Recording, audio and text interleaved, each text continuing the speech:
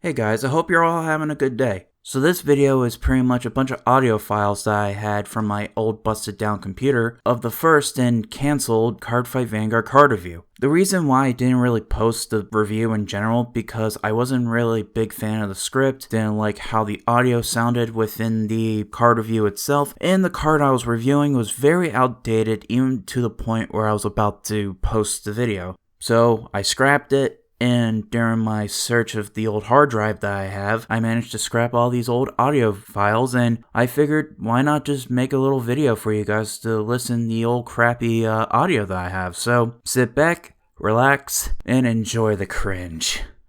Well, time to start something new and start a new series of card reviews. So welcome everyone to the very first Cardfight Vanguard card review, or Vanguard card reviews, whatever suits your fancy. I wanted to do card reviews for this card game for quite a long while, but now I can get started with this new series of card reviews with the first card I ever use as my main unit, and that would be Draconic Overlord. No. Oh no. I'm not revealing that one. No, I'm not revealing that one either, even if it does have some kick-ass artwork. What? No, not the break right variant. No, not the end. Not the cross. Why are there so many freaking Overlords? Wait, stop. What? Stop. Right there. Right there. That one. The Legend. Good grief. That's right. I'll be reviewing Draconic Overlord the Legend. So why the Legend? Well, doing a review on the original Draconic Overlord would be interesting, but to be honest, who the hell uses the original Overlord nowadays anyways? Plus, the Legend is an amazing card for a Kagero deck that runs Overlords, besides the cross in the end. Before we head into the review, let's talk about my history with Draconic Overlord. I believe it was around the start of 2012, and I was still in my Yu-Gi-Oh crave at the time, but then one day, my local game shop had these two starter decks for this new game called Cardfight Vanguard. It's funny, I kind of found out about Vanguard by complete accident. I was just browsing on YouTube and then I saw a Japanese episode of Vanguard. I think it was episode 8 where the main protagonist Aichi Sendo was facing off against some dumbass Mega Colony player just so he can enter a tournament. Well anyways, they have two starter decks and they are Royal Paladins and Kagero. At first I wanted to use Royal Paladins because I liked how Blaster Blade looked. He reminds me of Zero from Mega Man X with the color palette from Ultimate Marvel vs. Capcom 3. But then I decided to go with Kagero because it's a clan based on dragons, which you guys know that I'm a dragon fanboy. And ever since that day, I've been a Kagero player ever since. Alright, I think that should be enough as of regarding to my history. But I know you guys are here for the review, so with that said, let's get this review started on the visual design.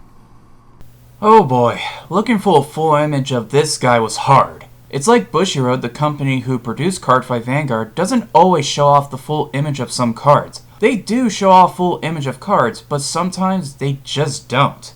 Thankfully, I did manage to find a full image of the Legend, but the only problem is that the image is way too small, so I had to stretch it out in order to make it viewable for you guys. So with that, let's look at the Legend's design.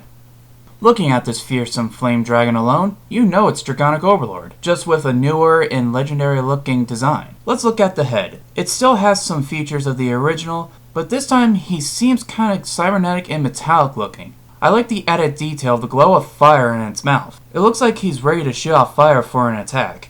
Looking at his body, he's got some armor that looks very nice on him, and his new armor shows off that legendary status. The armor plating on its arms and legs looks nice, and we see some blue gems on the armor as well, which mixes very well with the red and some of the yellow on the armor too. From his shoulders, we kind of see some weird looking device. At first I thought it was a machine gun cannon thing, but later on, we see that it's a sheath that holds his swords. So knowing what it is now, it started to sounded and looked cool to me overall. Speaking of the sword, we see him holding his sword on his left hand, and it's kinda hard to see the design of the sword because of the flames surrounding it, but at the same time, it does add in that nice effect to it, so it's passable. Lastly, let's look at his wings. As in typical Overlord fashion, his wings look like they are on fire, and look very nicely detailed. Sadly, the anime can't catch that amazing detail, but what can you do? So looking at the Legend's design, you bet that I'm a fan of it. He still has some of the traits of the old school Draconic Overlord, and still shows off a fresh new design that I can like. So his visual design is legendary, pun so intended. Can we say the same thing for his abilities though? Act on Vanguard Circle, only use once per turn, Generation Break 2. Counterblast and choose a grade 3 or greater Flame Dragon from your hand and discard it. Until end of turn, this unit gets 15,000 attack, plus a grade, plus a drive, and auto. On Vanguard Circle, only use once per turn. Choose 3 cards from your hand and discard them. At the end of that battle that this unit attacked a rearguard, you may pay the cost. If you do, stand this unit. Auto, Counterblast 1 and Soul Blast 1. When this unit is placed on Vanguard Circle, you may pay the cost. If you do, look at 5 cards from the top of your deck. Search up to 1 Flame Dragon from among them. Reveal it to your opponent, put it into your hand, and shuffle your deck.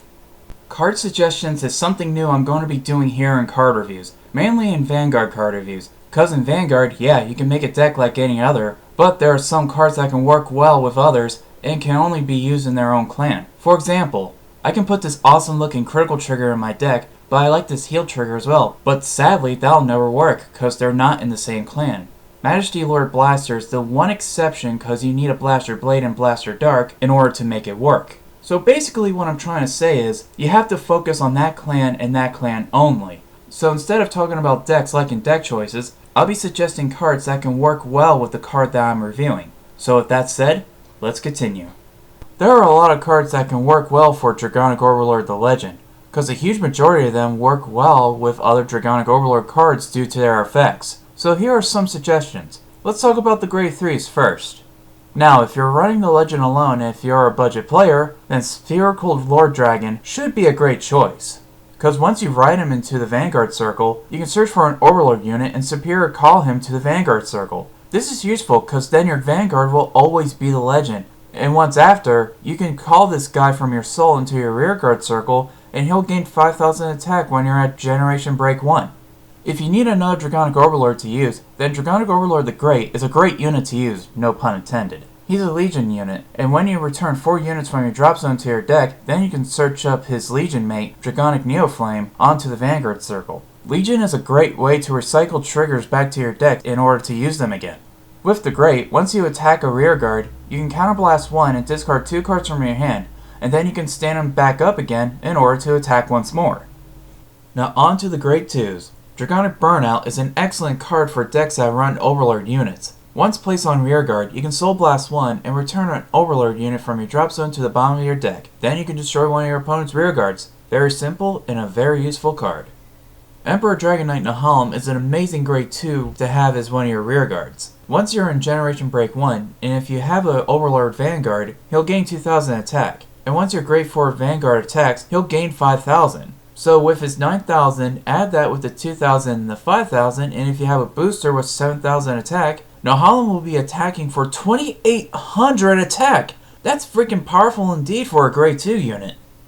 Now let's look up the one grade 1. Lizard General Conroe is a handy grade 1 for Overlord decks, cause when you summon him, you show a grade 3 from your hand, and then you search your deck for a grade 3 Overlord unit, then you discard 1 card from your hand. This can help out in 2 ways. It helps searching out the Overlord unit that you need to use as your Vanguard, or you can use the Overlord unit as a stride fodder. His other effect is just as useful as well. You can retire him, and when your Overlord Vanguard attacks, you can countercharge up to 2 damage.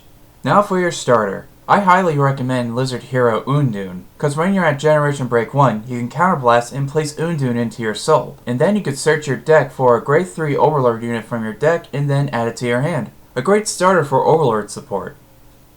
Now as for a trigger lineup, that really depends on the player. As for me, I would go with 6 criticals, 6 draws, and 4 heals. I know for some players they use 8 criticals and 4 draws, but I always feel comfortable with having 6 of both triggers, and of course 4 heals is always needed no matter what deck you're running. Lastly, let's talk about the Stride unit. Supreme Heavenly Emperor Dragon Dragonic Overlord the Ace, god damn that name's a mouthful, is a great Stride unit to use for an Overlord deck. At first this card to me was garbage, but thanks to the new support as of late, he's far more tolerable to use now. Once you stride into him, you can counterblast 2 and unflip a copy of him from your G-Zone. He'll lose his triple drive and make it in a twin drive, but when his first attack is finished, you can discard 1 card and an Overlord unit from your hand, and then you can stand this unit back up and he'll gain 5,000 attack. It may be a heavy cost for its effect, but like I said, the new support makes it tolerable. That should be it for suggestions. Funny enough, some of the cards I suggested are part of the Kai Legend deck. An amazing deck to start off with if you're very interested in Kagero, And you all should know about my thoughts about the deck. I mean, look at the link over there. I mean, click on the video and maybe you kind of see what I'm talking about. Anywho, so if you're interested in Kagero and you want a deck to start off with, may I recommend this deck? It has the legend for one thing, so shameless advertisement for the win.